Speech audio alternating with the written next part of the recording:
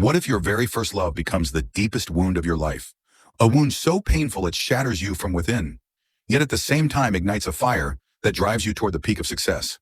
Today's story is about Park, a young man whose crush rejected him for one simple, brutal reason: because he was poor. The story begins with Soyu, who arrives late on the very first day of class as a university freshman. Her delay angers the professor, and the entire class is punished. But amid all this, there is one student whose eyes never leave Soyu. His name is Park. Throughout the entire lecture, he keeps looking at her. That same day, Park finds himself on the bus with Soyu. A wave of excitement rushes through his heart. He feels as if this might be the beginning of love.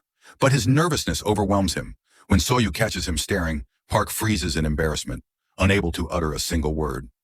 His surprise grows when they discover that they even share the same route home. Park has never seen a girl as beautiful as Soyu in his neighborhood. His curiosity only deepens. Just as the atmosphere begins to grow awkward, Park's friend Nabuk arrives and greets him. Nabuk is Park's complete opposite: confident, outgoing, and bold. The moment he appears, he starts teasing Park. While Park is shy, innocent, and a little strange, Nabuk proudly announces that the girl standing nearby is his first girlfriend. Nabuk's teasing only highlights Park's innocence. He advises him to build confidence and pay attention to his appearance. But for Park, following this advice feels almost impossible. The roots of Park's timid nature trace back to his childhood. His mother raised him to be responsible and cautious.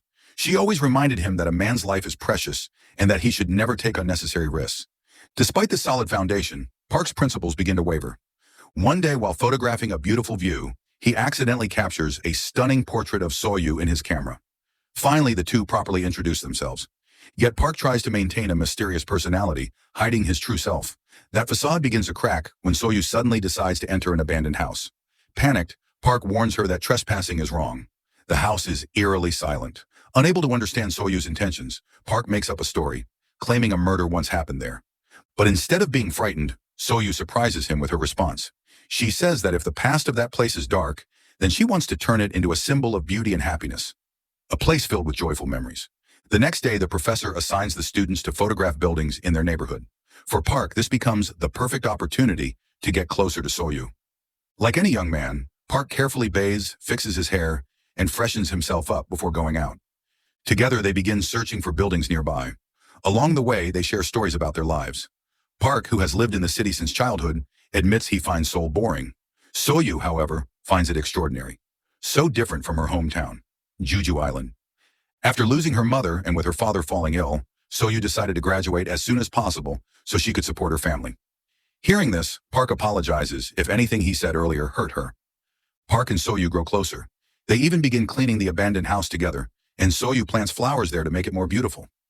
During one of these moments, Park cautiously asks if she has a boyfriend. Soyu sharply asks in return if he wants to see one. Embarrassed, Park quickly apologizes and changes his question, asking if she likes someone. Soyu then mentions that their senior Jevuk is every girl's dream. Handsome, tall, charming, smart, a genius, rich, and an architecture student. Trying to joke, Park says he is an engineering student too. But Soyu bluntly replies that unlike Jevuk, Park is poor and not particularly attractive. Her honesty makes Park smile a little and hurt a little. That night, Park shares everything with Nabuk. He admits that lately his life feels strange and heavy. Nabuk is delighted, realizing his friend has fallen in love. He urges Park to talk about the girl. Blushing, Park says she is sweet and funny, but he doesn't know how to win her heart. Nabuk patiently explains step by step how to approach a girl. He insists love isn't as hard as Park thinks. It only requires confidence. That night, Park is slightly drunk, so only one piece of advice stays with him. Be confident.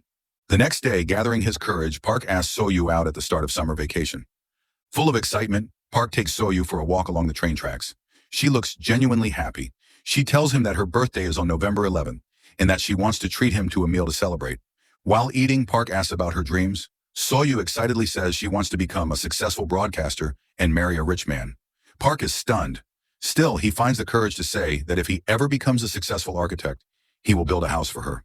Smiling brightly, Soyu even sketches her dream house. Park is overjoyed. After spending the whole day together, they head home. At the bus stop, Soyu suddenly falls asleep on Park's shoulder. For a moment, Park is lost in her beauty. He has never been this close to a girl before. Slowly, Soyu's head moves closer, and they share a kiss. Overwhelmed with happiness, Park proudly tells Nabuk about the kiss, confessing it was his first. Nabuk jokingly asks if Soyu used her tongue. Park admits he kissed her while she was sleeping. Confused, he asks if using the tongue is necessary, or if it only counts when the girl is awake. Annoyed, Nabuk explains that just touching lips is merely a friendly kiss. When the new semester begins, Soyu gets the chance to become a campus broadcaster. Park eagerly listens to her broadcast. When he goes to ask her to walk home together, he discovers Soyu is already with Jaevuk, and they are making plans. Determined not to let Jaevuk steal her, Park decides to walk with them. As they walk, Park cannot hide his irritation as Soyu and Jaevuk talk and laugh. His disappointment deepens when Jaevuk asks if there is something between Park and Soyu replies that Park is her closest friend. Immediately, Park adds that he could never have feelings for her. After all, if they dated, he couldn't afford her. Jaevuk laughs and mocks Park's worn-out clothes, saying he looks like a beggar. Deeply hurt, Park demands to be dropped off and goes home. There, he vents his anger at his mother, asking why all the clothes she buys him look so terrible. His mother defends herself, saying the clothes are fine. Still, Park storms out, shouting that she never understands him. Later, Park meets Nabuk and breaks down, crying that Soyu will never see him as someone worthy of love, and that she has probably already fallen for Jaevuk. While Park believes he cannot compete with Jaevuk's looks or wealth, Nabuk dismisses his negativity. He reminds him that only the brave win beautiful hearts. If Park doesn't confess, he will lose her forever. Finally, Nabuk encourages him to wait for the first snowfall of the year, saying that confessing love on the first snow is incredibly romantic. The next morning, Soyu asks Park to help her move. She has decided to live near campus since her old home was too far away. Though the place is small, for Soyu it feels like a new beginning. As they unpack, Soyu shows Park her childhood photos and talks about how much she misses her home. Though returning is not possible, she must succeed and change her family's life. Her words touch Park deeply. He realizes the girl he loves is not only beautiful, but incredibly strong and inspiring.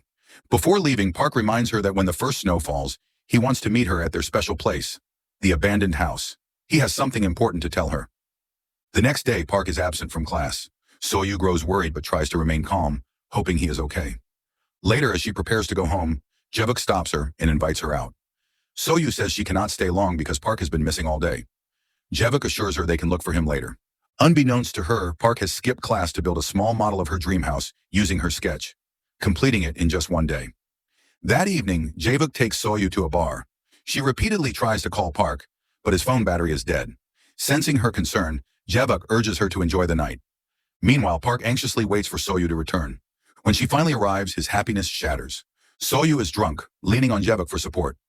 Jaevuk holds her tightly and is almost about to kiss her before taking her into her room. The door closes behind them. From inside, only muffled breathing is heard. Park freezes. His heart breaks into pieces. Unable to accept what he has seen, overwhelmed by despair and pain, he leaves. For the first time, dark thoughts flood his mind. Park wishes Soyu would disappear from his life forever. Walking home alone, he swears he will never love again. Days pass, and Park cuts off all contact with Soyu.